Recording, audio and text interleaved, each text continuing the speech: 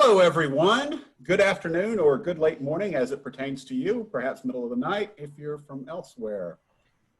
My name is Gordon Moffitt. I'm the Director of Litigation Support Services at Pillsbury, and I am doing my first tour on the, but hope not last, tour on the conference committee this year.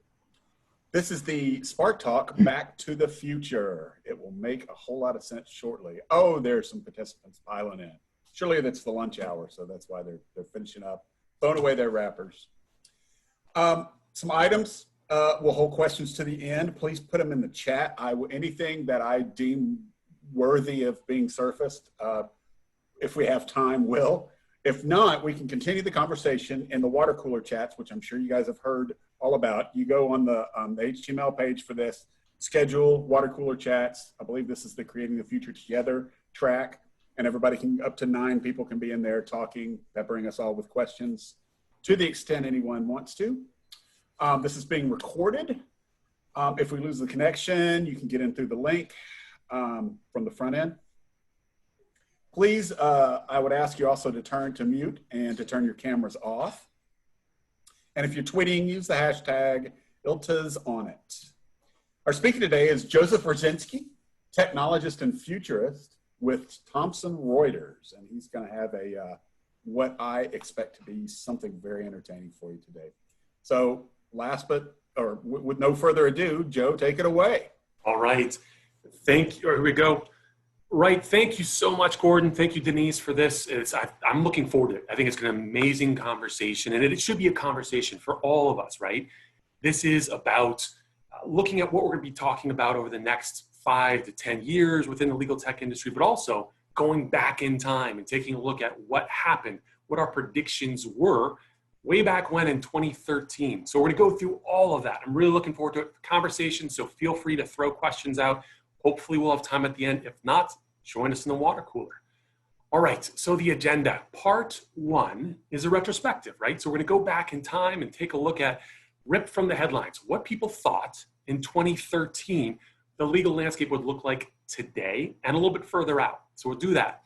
We'll also do a little bit of what we got right and wrong, and we're sending you back to the future. That we are. We're sending you back to the future. Doc has basically joined us today. We're really fortunate with that to talk about a report card. What really happened? So we'll break that down too. Part 2, legal tech today and the next 5 years. This is a core piece of what I talk about, what my team talks about all the time. It's something we love and are passionate about.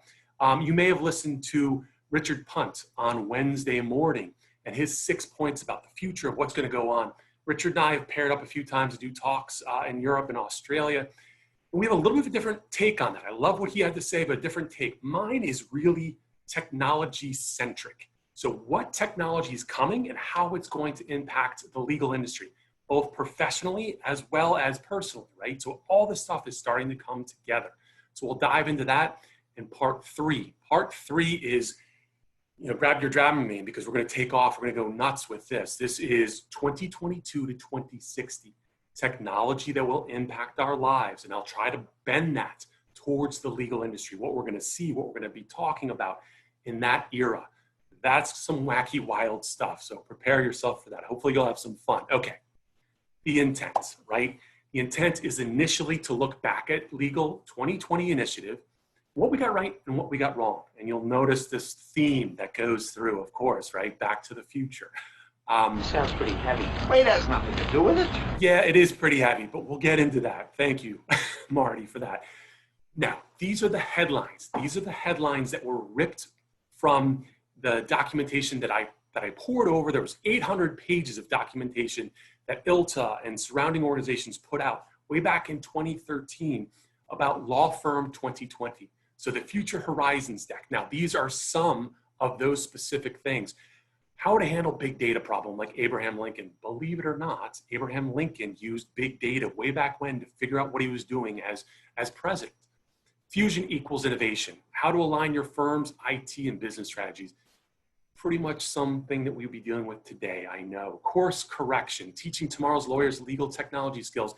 I spend a lot of time doing this day in and day out, talking with attorneys, talking with partners, law firms, corporations, about how we can imbue some of these technologies into the lawyer's worlds, into their lives. So that is something that we're continuously trying to build on right now, the perfect partner. Clearly, technology is there. Letter from the future, yes, technology is a part of that. Quick calls on firms, the future and innovation. Innovation is key, right? And then this one made me chuckle because when I went through this, the title of the article that came out was Managing a Virtual Workforce.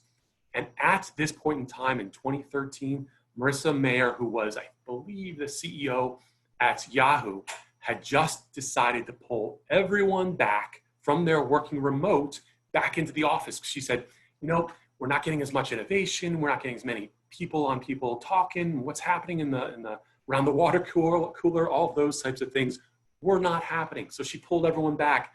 Clearly, we have a different story today, right? So these are some blurbs that I pulled out that I thought were interesting. Acceleration and the pace of change. Yeah, so we're accelerating that pace of change. You heard me talk before, you've heard me talk about exponential technology. You won't hear me say that again today, but yes, that's the growth that we are seeing. We're talking about speed of innovation and security. Security has become huge. I mean, it was always popular to talk about and work on, but it's become all that more important in the last 7 years, no question. Changing firm structures and new entrants. The new entrants I will focus on in just a bit, but that's a big one. Impacts of consumerization, commoditization, and automation. A lot of things going on here. There's no question about that whatsoever, but that we'll talk about as well. So let's just talk about what this retrospective looks like. So in 2013, I love this sort of retro look that they had, the legal technology, future horizons, and what they were trying to encapsulate and focus in on. This study was commissioned by ILTA, and it was an undertaking by Fast Future Research, so a research company in 2013. The intent was how advances in information technology could impact the legal profession over the next decade and beyond. So we'll talk a little bit about that. And it's a study that maybe some of you even took. So they did interviews, global interviews, workshops, and research to try to find out what made the most sense and what's going to happen.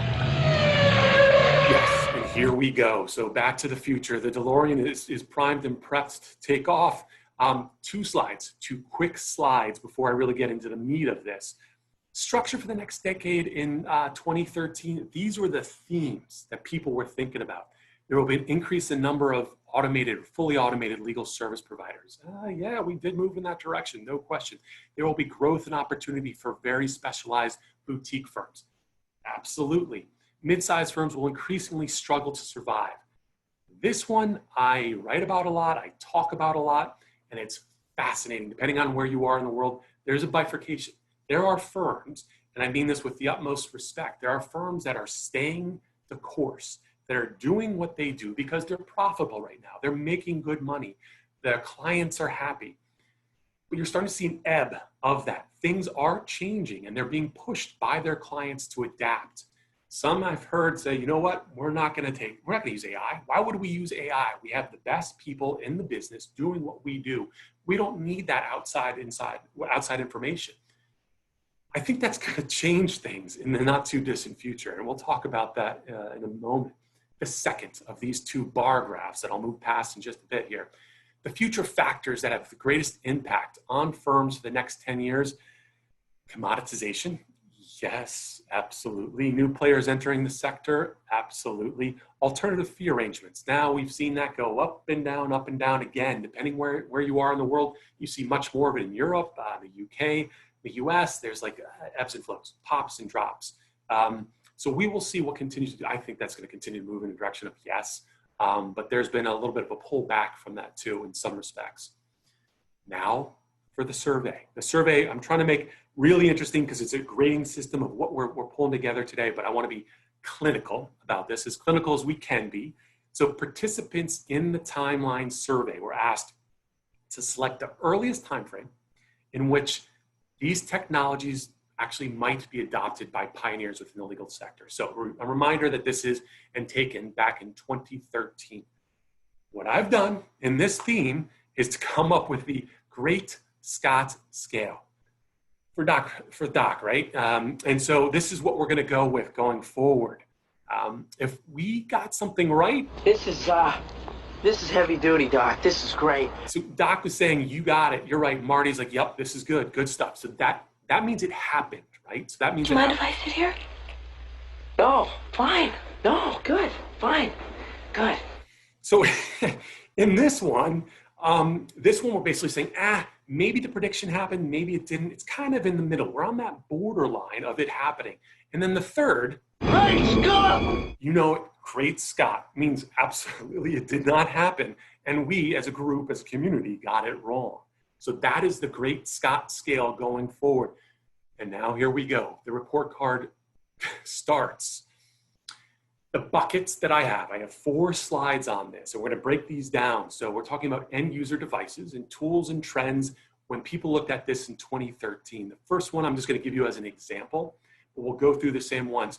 So the first one is this: bring your own device. So BYOD, everyone knows this. It's like, can I bring my phone into work and have it use my personal stuff, but also have it split up so that I have my work information on there too?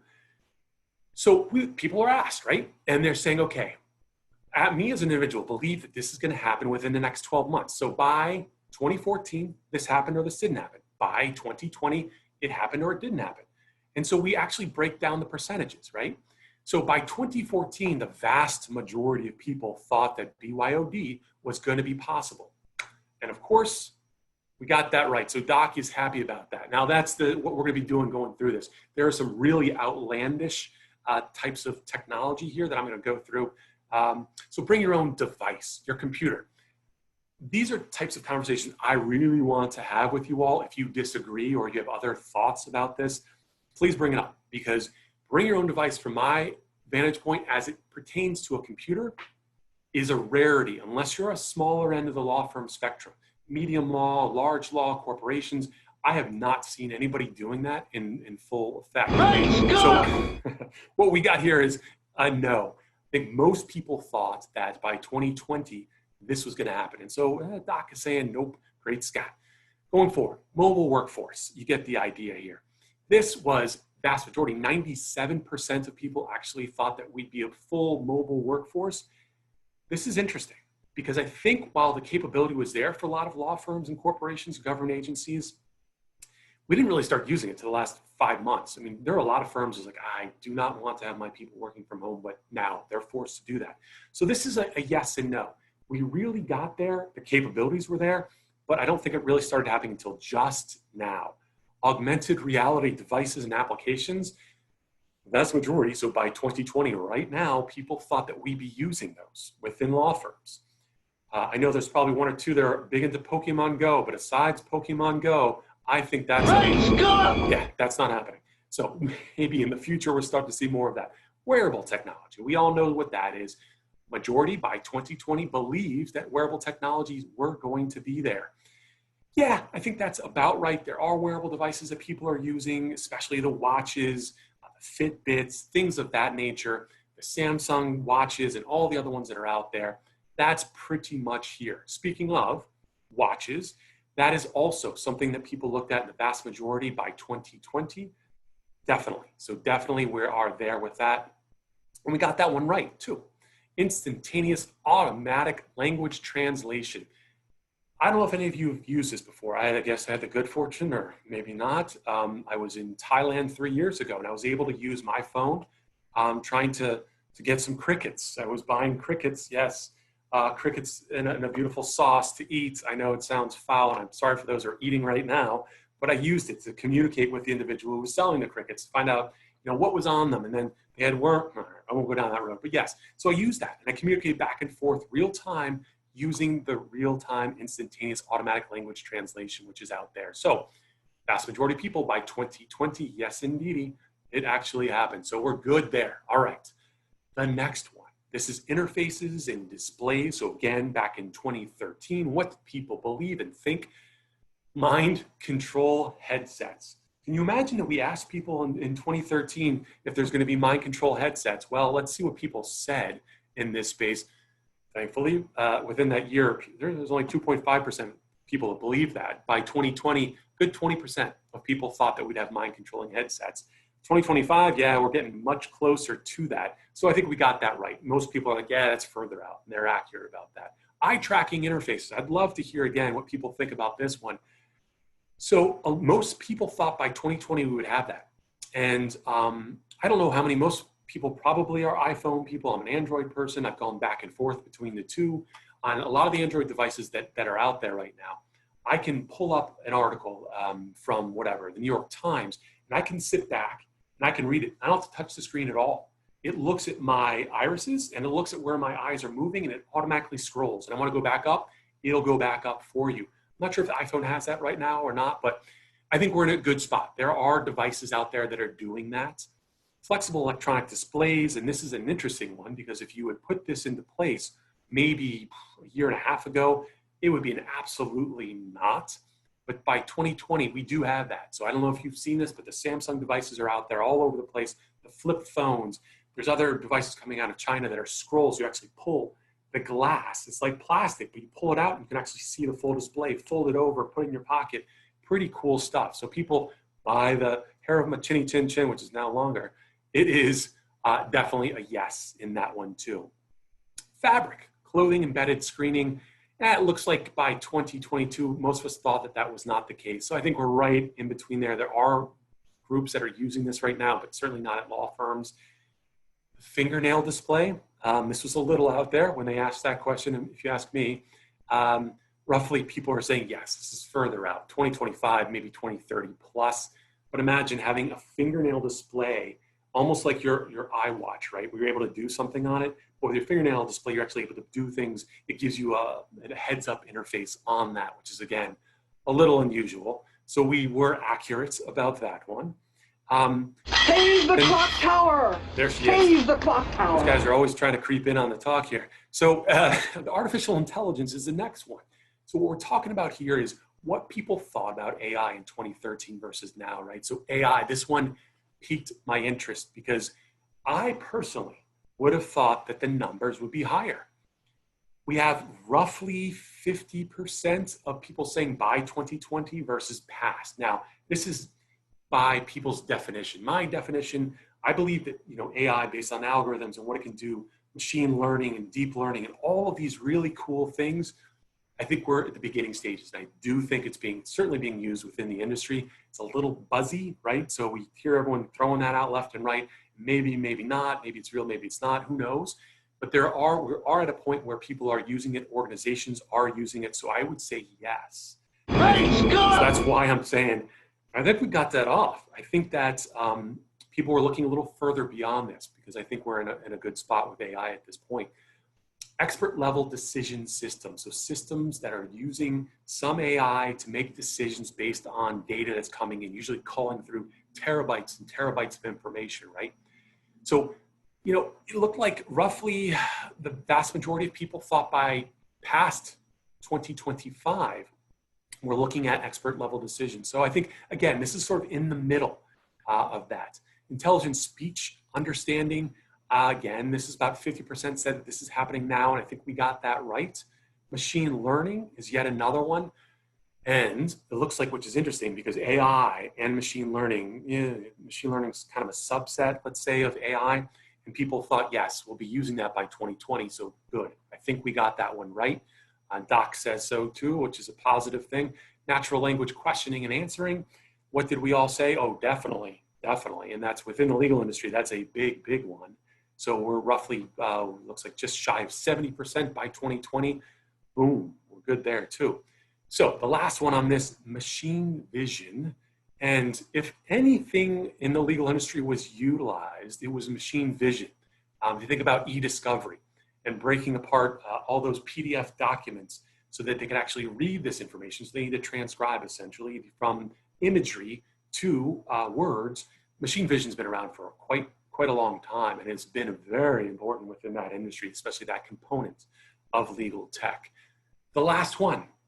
All right, so the grab bag, and this is the last one before we jump into what's going to happen over the course of the next 5 years, from my vision at least. So the grab bag, here we go. So the grab bag starts off with quantum computers. These are really interesting thoughts coming forward. If we're looking at it, I say the majority of people think that it's probably between now and 2025 or even beyond that. We are at level 3 of 10 when you think about quantum computers, but it's moving much more quickly. There are some that are saying that we're closer to 5, and 10 means like it's able to break all the encryption that you use for your banks, all the encryption for the most part for most blockchains. All that could be sort of bypassed as soon as you have this quantum computer up and running. So the next thing that's coming out is quantum safe security, and the Fed government within the United States right now has special programs, basically a moonshot program. By 2022. They want to have something available so that it protects all of these machines and all this encryption out there so that quantum computers cannot break it, because it will be a disaster if that comes to pass without us having some security mechanisms in place. Okay, so we got that one right. Big data tools. Oh, love big data tools like Hadoop, right? So products that are out there. People thought that yes, by 2020, the vast majority said that yes, we would be doing that, and Doc's thumbs up on that. Predictive analysis, vast majority, boom, good. Really good on that. Predictive analysis reminds me of things like determining whether or not you can figure out what the judge might decide on something, right? That's pretty cool technology based on all the docket information, how they wrote their previous summaries. All that information is there, right? And so now you're able to use data to gather that and predict what that judge might rule on a specific case that's similar to previous cases. Knowledge management tools. This has changed dramatically over the last several years, in my personal opinion. It used to be search and retrieval. It's beyond that, right? So there's tools out there. So vast majority of us said, yes, by 2020, we have that. We do have that, but it's modifying, it's evolving, it's getting better, more intuitive, and more helpful for everyone, in my personal opinion. Data mining, another one that we all believed in. Boom, good stuff. Brain transplant. You know, it's funny how they throw these in like this, because I love it, because it's just mixing it up a bit. But right after data mining comes brain transplants. And the vast majority say that, yes, it's beyond 2030. I kind of agree. So I think we're right on that one. Cyborg lawyers. So lawyers, robot lawyers, so to speak, that we've all heard about, read about, had fun contemplating. Vast majority of people said 2030 plus. That, from my opinion, is going to be borderline in some respects. Maybe 2030, maybe just past that. Civilian and commercial unmanned aircraft, and that fits in really well too. So most people said yes, and we do have that. That was actually happening in 2014, 2015 with the drones that fly over all over the place, capturing information. So good to go. Now, that is a wrap for what we saw in 2013 and what happened in 2020 and what's happening beyond that. Let's transition to part 2. And I love this part 2. So we're talking about LegalTech 2020. This is where I spend an inordinate amount of my time thinking about talking with firms and corporations and government agencies and startups and all that stuff coming together and trying to really pull out from people that are cutting edge, bleeding edge in the sciences and all this stuff to say, okay, how will this apply to legal tech? Because legal tech, as we all, for better or worse, I know we're moving in the right direction, is a little further behind. But to that said, this is what we're going to focus in on. You may have heard 1 or 2 talks about this recently in the big. I've written several times about this. Legal platforms and APIs. Now, platforms have been around for ages, but we're seeing a pivot. Finally, the legal industry is looking at this. If you understand what a platform is, and I think you all pretty much do, but just really quickly to encapsulate what a platform is, your app store for Apple, right? You go there, you know what to expect. You know that there's going to be an image of the app. You know there's going to be a description of that app. You know that it's hopefully meeting with some sort of security mechanisms.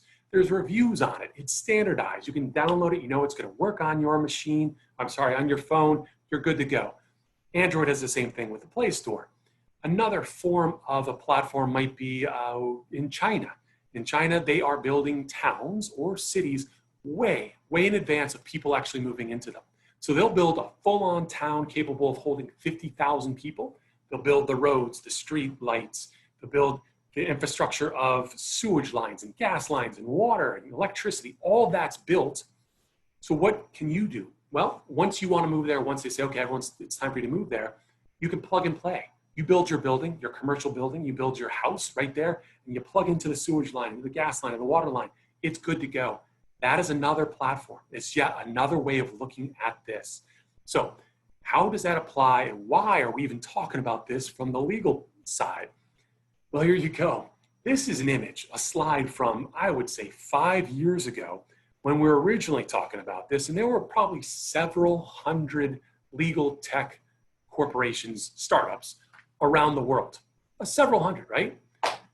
Richard Susskind would say there's now several thousand. We are at several thousand of what I affectionately, and I mean no disrespect because I think it's really cool and I love startups and I work with them frequently, is the ankle biters. They're going after different sections of the business or the practice of law. They're trying to figure out, they have really good ideas around it, good technology, but you got several thousand of these. Imagine yourself as an IT leader at your firm, at your corporation, whatever the case is, and now you have all these companies coming in, and they're all talking about like, hey, this is great, you'll plug and play. Well, you have different applications you're trying to plug into your platform. I've seen many law firms that have upwards of 40 or 50 different plugins just for Word, Microsoft Word. It's awful to try to wrap your head around all of that. So what makes the most sense is to create a platform that allows for each one of these companies to play on that landscape, to code their code base so that it works on that. So I can go download that. I know that I can trust it, it's secure, it's containerized, which means that it meets with a set number of security requirements that are important for that to work. All of these things start to come together, and it's really cool. And this is what we're gonna start to see going forward. So when I go through each one of these slides, I'll talk about the legal impact really quickly. So what we have an issue with right now is different code sets. With 2,000 different companies out there, how do they start to integrate? They're not connected. They're likely not as secure. So what we're gonna see is a legal app store that allows you to download these applications.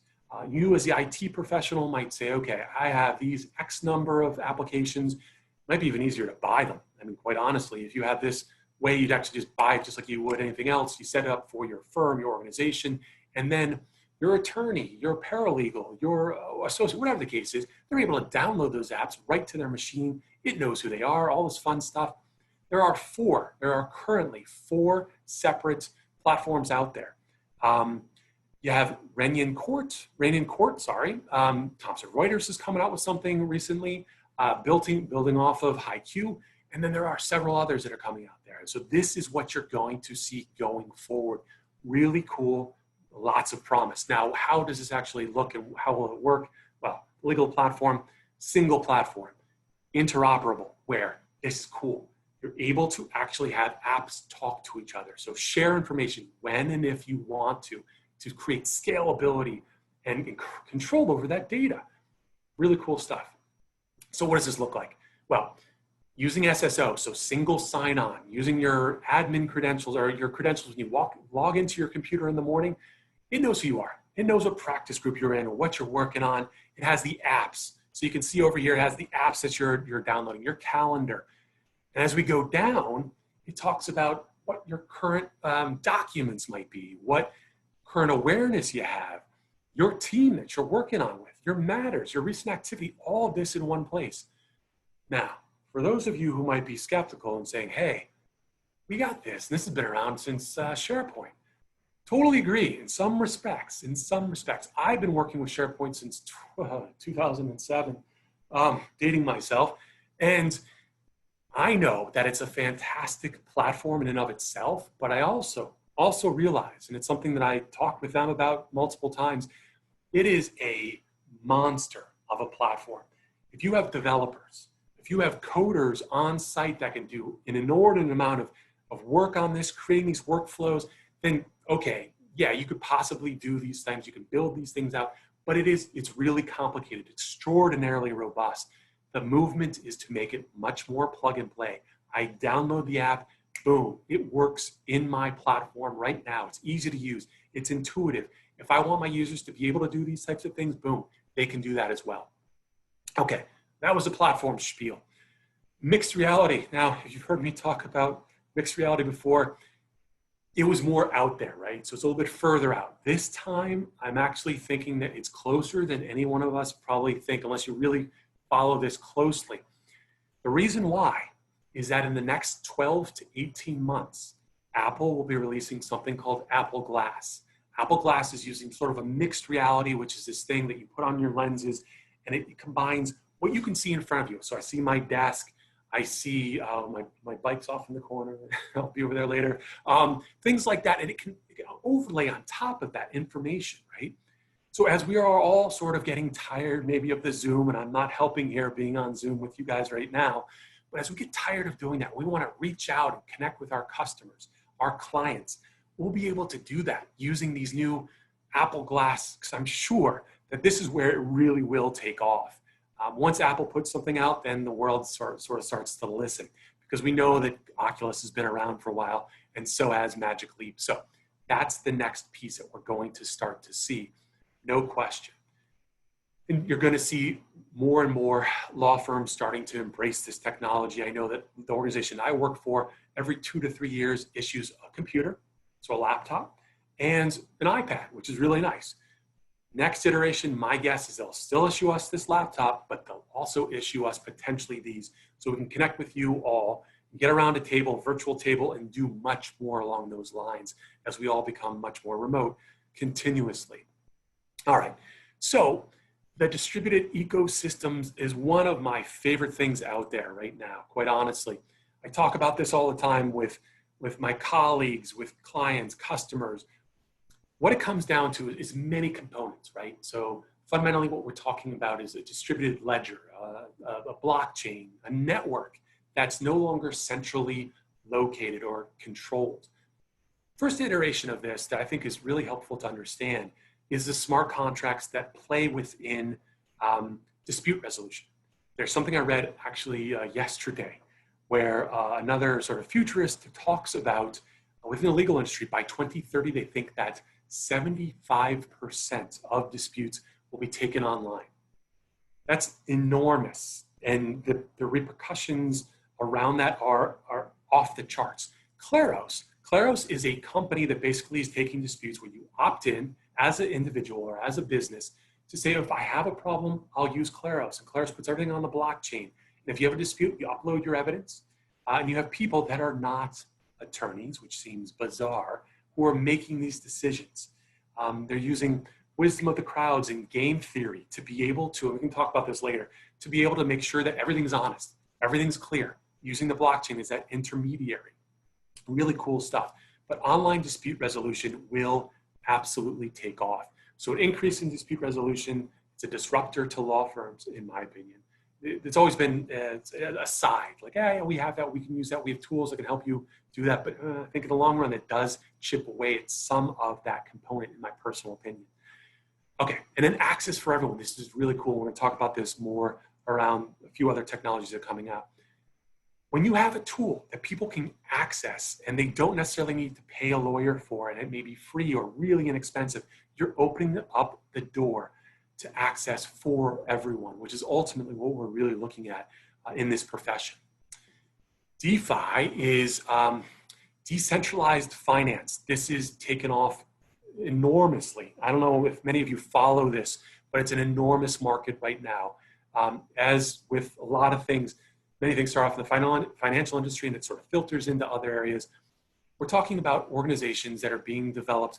They're giving people, I know this is ridiculous, 100% interest on their loans. So you put up whatever, $100, you're getting 100% interest over the year on your loan.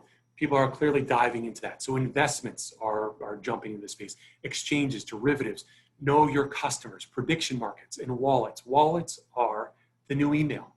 If you don't have a digital wallet, you will at some point. We'll talk about that in a second. But the digital wallets are the new email. They are the essential piece going forward, not right now, the essential piece going forward where people have all this information stored, encrypted, taken care of, and exchangeable with other people going forward. So legal impact, new financial systems, disruptors to banks, access for everyone.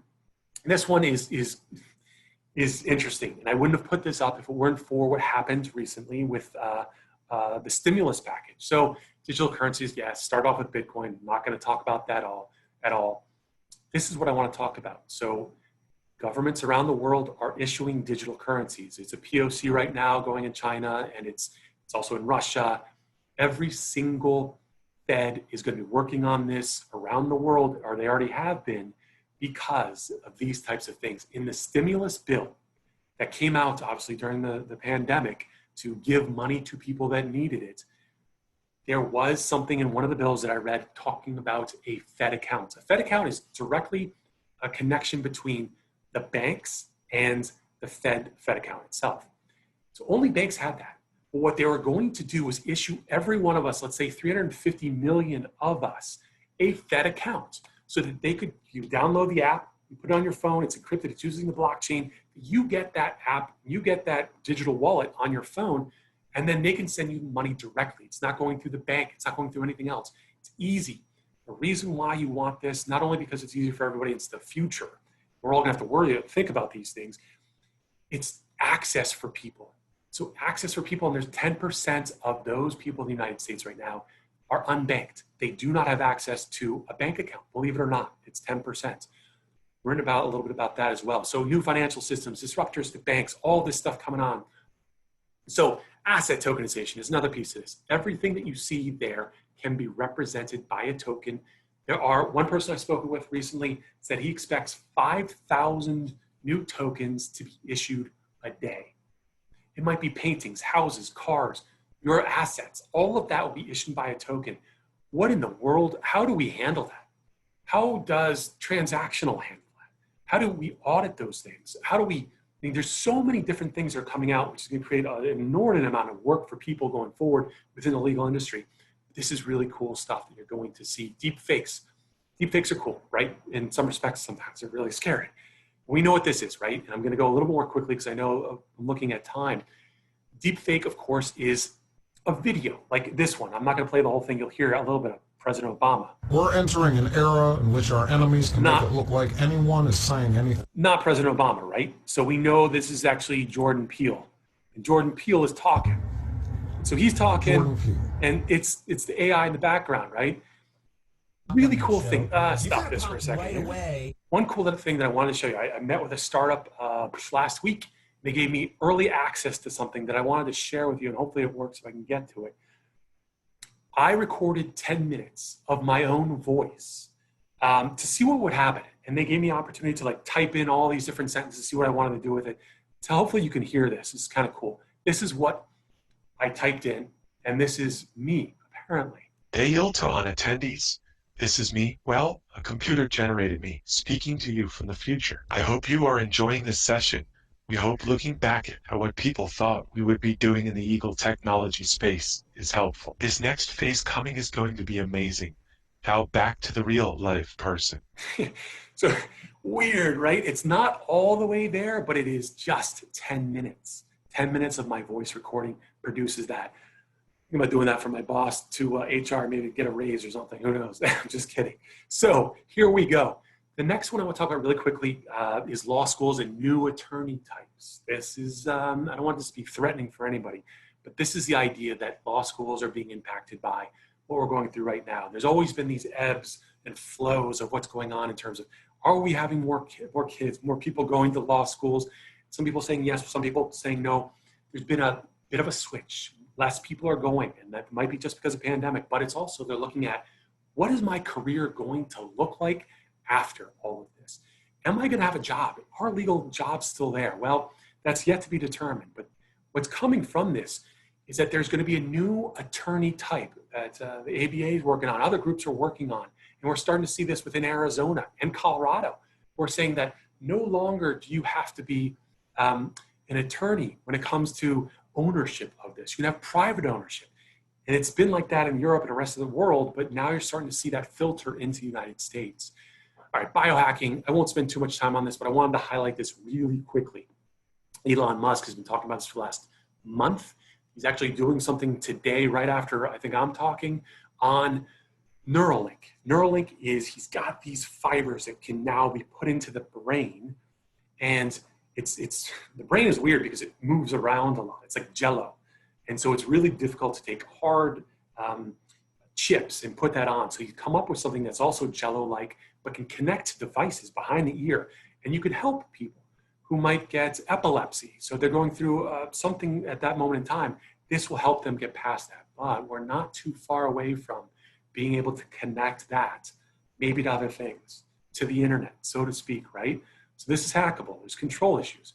This one I'm not going to spend any time on. You know what this is. You've either seen me talk about it before, but it's mind reading technology. And it's the ability for this person to think about something and say, Joe, you're crazy. What are you talking about? Not say it, but think it. And it actually can be transferred to somebody else wearing that or to another IoT connected device. All right, here's the mystery bag. I'm going to take a quick water break because here we go. This is going to be a rapid fire session about the technologies that are coming 2020 to 2065. Here we go. Warning, the following slides start with what we are familiar with in 2020, things that I've been talking about, you've all been reading about for years, but then we're going to move forward to Singularity. So Singularity is the point in time where machine learning, AI actually exceeds the capacity and move beyond what a human can do, which is frightening, but it's going to happen. That's the thing, it's going to happen. It's 25 to 45 years, who knows, away. We all have to sort of prepare, especially your kids. If you have kids, they will more than likely be a part of Singularity. And some of this will happen sooner. Near term, drones, we know this, right? Drones are out and about. They're already doing some stuff right now for people that need their books, their summer reading. They were delivered in the Midwest, in the US, driverless cars. If you have a high-end Tesla, you can turn it to version 4 of 5 being fully autonomous, but level 4, it's there. It does this already. It's just regulation that they need to get past. 3D printing's there. Food 3D printing is coming in the not too distant future. AI generated coding. So Elon Musk came up with something recently. It's called GPT. You may have seen this in the news. It does so much. You have that access to terabytes and terabytes of information. You can have it do so many different things.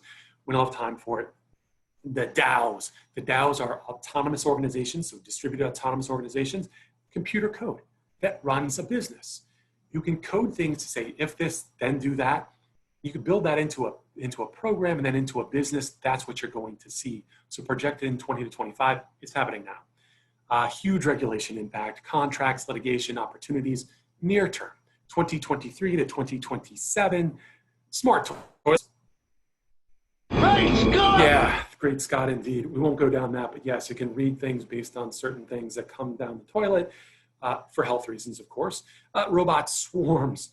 It happens in Disneyland right now. They're doing them like the drones to draw things out, but the swarms may come for bad things coming up, not too distant future as well. Smart dust. These are little GPS chips you can smear on maybe a car, a shirt, your dog. You go camping, you want to make sure the dog stays close. You have a GPS smeared on the dog. So that's pretty cool, but it's also kind of scary at the same time. Privacy concerns, HIPAA concerns. Long-term 23 to 2032, smart shape-shifting matter. That's pretty cool stuff, projected in 2032. Public mood monitoring. Beijing right now, they have 3 million video cameras out that are looking at people's face, doing facial recognition. They know what the person's doing. They're very close to mood monitoring. You can actually do this right now with materials for people that do interviews. You're smiling, you're lying, all that stuff's in there. Quantum safe cryptography, I sort of talked about this already. Implantables. Implantables you see right there are known. The next iteration, if you have kids, they will definitely have implantables during their lifetime. For better or for worse, they will have them. Huge regulations, security concerns, privacy, lit, and transactional opportunity. The last one, 2035 to 2060, this is where it gets crazy. DNA. There are groups right now that are taking DNA storage. They're taking storage and they're putting it onto trees. So they're able to do that right now. Read-write problems, takes a long time to read it, to write it. AI board members coming in 2045, dream reading and recording in 2040, artificial consciousness, yes, believe it or not, that tool that Elon Musk is coming out with that will allow us to get there. And then cloning, the last one, the cloning. I personally believe this will happen probably in the next 10 years, honestly, but we'll see what happens from there. Okay. Good night, future boy! Yes, future boy. We are almost done, and this is crazy to think about, but those are all there.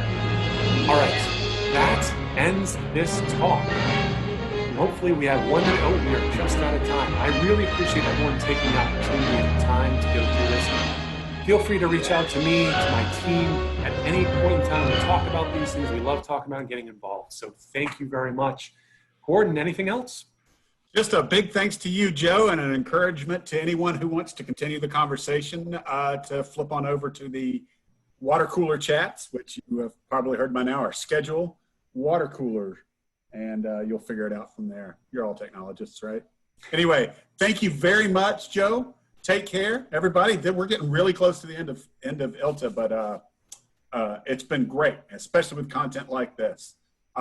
Thank you all. Don't forget to fill out that evaluation, and everybody take